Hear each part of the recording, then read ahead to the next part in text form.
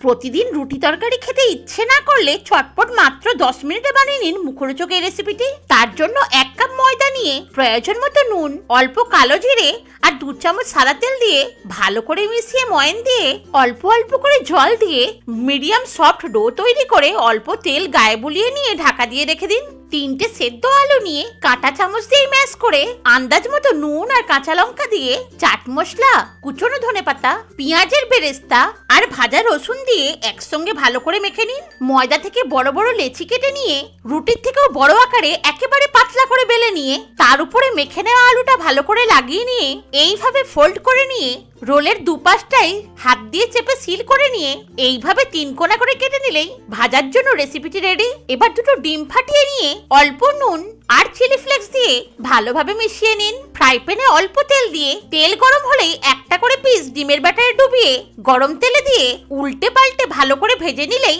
একেবারে সহজেই তৈরি হয়ে গেল দুর্দান্ত স্বাদের মুখরোচক রেসিপি। আর এই স্বাদের জুড়ি মেলা ভার।